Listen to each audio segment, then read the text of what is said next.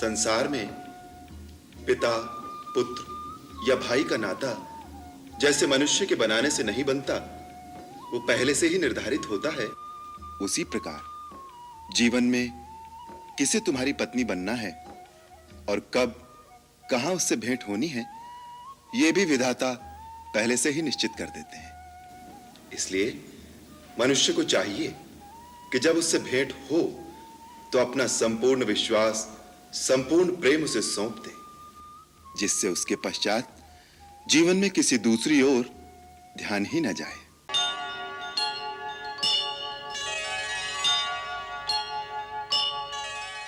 संसार में बहुत सी अनहोनी बातें ऐसी होती हैं जो मनुष्य की समझ में नहीं आती।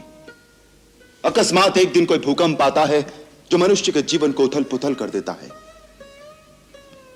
ऐसे समय किसी दूसरे को दोष नहीं देना चाहिए, उसे दैववश मानकर, अपना प्रारब्ध मानकर स्वीकार कर लेना चाहिए। आज जो हो रहा है वो होनी करा रही है। जो विधना है जिसने माता कैकेयी जैसी स्नेहमयी और पुण्यशीला स्त्री को ऐसी बुद्धि दे दी है।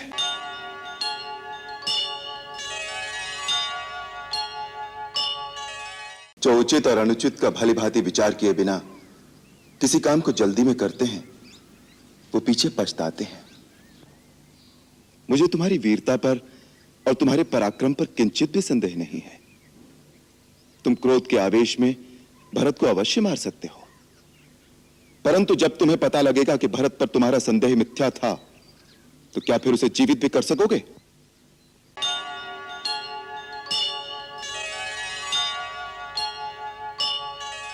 पिता और पुत्र का नाता प्रजा के मतामत से निर्धारित नहीं होता। इसी प्रकार भाई और भाई के बीच फैसले तलवार से नहीं किए जाते। भरत को मारकर जिस राज्य की तुम कल्पना कर रहे हो, तनिक सोचो कि उसका परिणाम क्या होगा।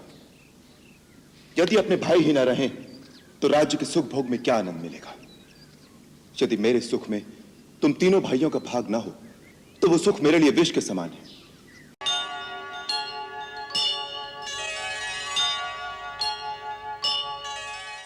मित्रता जाति पाति को नहीं देखती महाराज विभीषण। जिसे मित्र कहो उसकी आपत्ति अपने ऊपर ले लो, यही धर्म है।